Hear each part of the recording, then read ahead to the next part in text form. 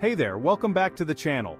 Today we're diving deep into one of the biggest challenges many of us face, finding that elusive balance between work and personal life.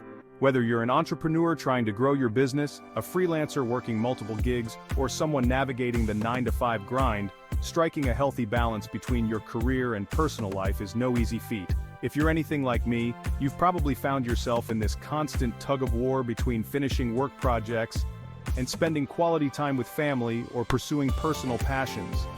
But here's the thing, finding balance is not just possible, it's essential for your well-being, happiness, and even your productivity. In today's video, I'll be sharing 5 proven strategies to help you maintain that perfect work-life harmony. And trust me, these aren't quick fixes, but actionable tips you can start applying today for long-term results. So stick around, because by the end of this video, you'll be armed with a game plan to achieve more balance, reduce stress, and boost your productivity. Raise your hand if you've ever felt like you're being pulled in a million directions at once. One minute you're trying to meet a tight deadline, and the next you're scrambling to make it to your kid's soccer game or dinner with friends. It's like you're always on, always moving, but never really feeling in control of either side of your life. You're not alone. The struggle to balance work and personal life is real, but it doesn't have to be this way. Stick with me as I break down 5 strategies that will help you create healthy boundaries, manage your time better, and most importantly, reclaim your personal life. Let's start by talking about why work-life balance is so important. Sure, we've all heard about burnout, but what does that actually mean for you? Burnout isn't just about feeling tired or overwhelmed occasionally. It's a chronic condition that can lead to serious mental, emotional, and even physical health issues. When you're constantly on, working late into the night, responding to emails on weekends, and skipping personal time for more work, you might think you're being productive, but in reality, you're draining your energy reserves.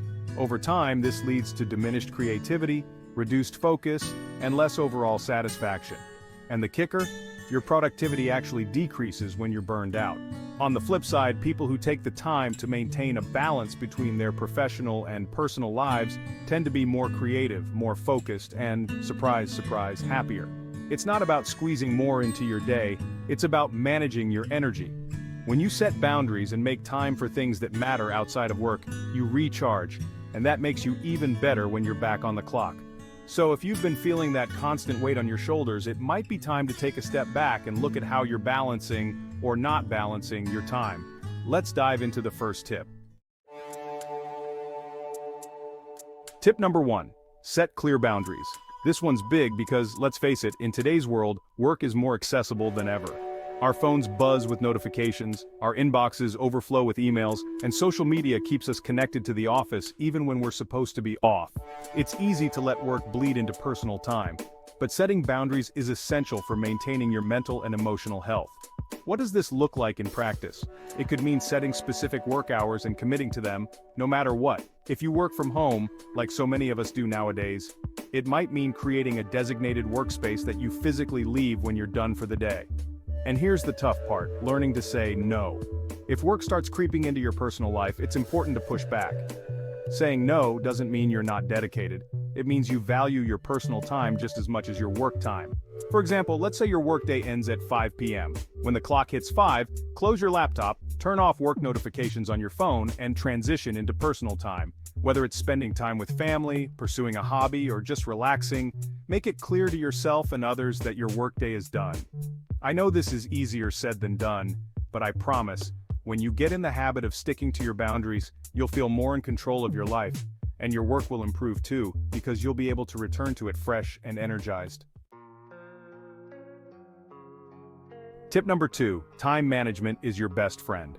When you're balancing work, personal commitments, and everything in between, effective time management is the key to keeping it all together. One technique I swear by is time blocking. This involves scheduling chunks of time for specific tasks and sticking to those blocks. For example, you might block off 9 a.m. to 11 a.m. for deep work, like that big project you need to focus on, then block off the next hour for emails and meetings. By giving yourself dedicated time for each task, you avoid multitasking and stay focused on one thing at a time. Another favorite of mine is the Pomodoro technique, where you work for 25 minutes and then take a 5-minute break. After 4 Pomodoros, you take a longer break. This method helps keep you sharp, prevents burnout, and allows your brain to recharge in between tasks. It's also important to prioritize. Make a list of tasks at the beginning of each day or week, and identify which ones are the most important. Focus on those first, and don't let the less important tasks take up all your time. You can even use productivity apps like Trello, Asana, or Google Calendar to keep track of your priorities and time blocks. Remember, time management isn't about being rigid. It's about giving yourself the structure you need to make sure both your work and personal life get the attention they deserve.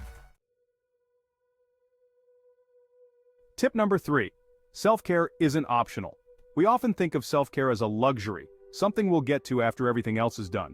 But the reality is, if you don't take care of yourself, you won't have the energy or focus to handle your work or personal responsibilities.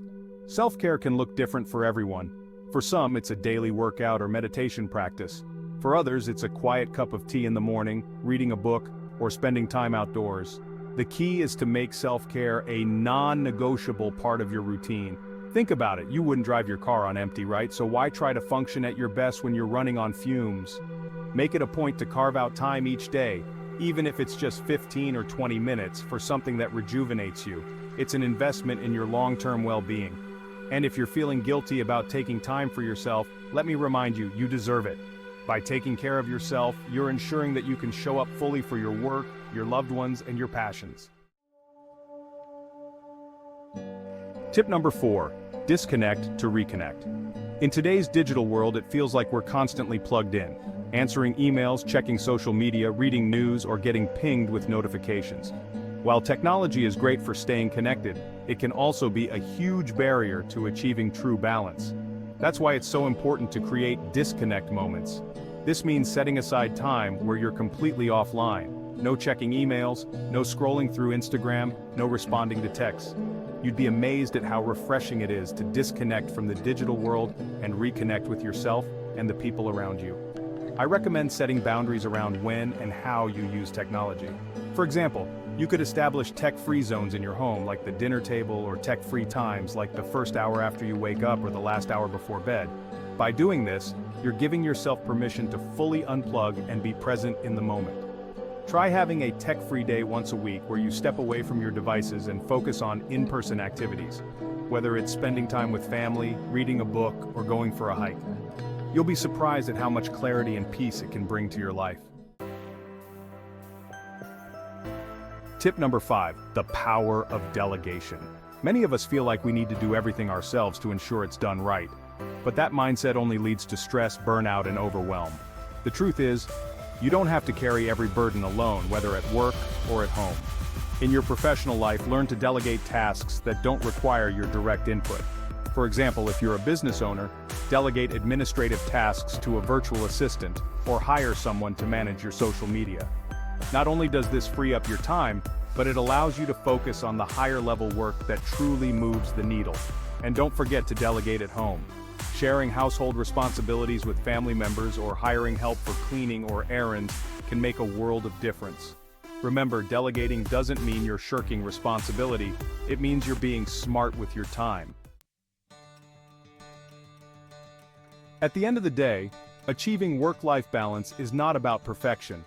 Some weeks you'll crush it, and other weeks, life will throw you curveballs. What's important is to keep making progress and adjusting what works for you. If you found this video helpful, don't forget to give it a thumbs up, subscribe to the channel, and hit the bell so you never miss a new video. Let me know in the comments how you balance your work and personal life. Remember, you deserve balance in your life, and with these tips, you can achieve it.